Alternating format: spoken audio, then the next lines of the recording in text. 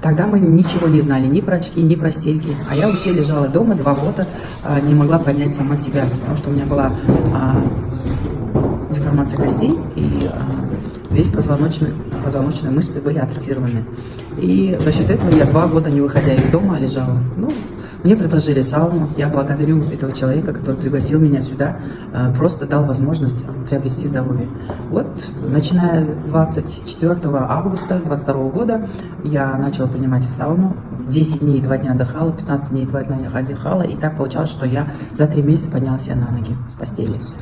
Да, я до сих пор этому радуюсь и не всегда говорю, но иногда так получается, что хочется помочь таким же людям, которые, как я, засиживаются дома или как я, вообще лежат безвылазно, да.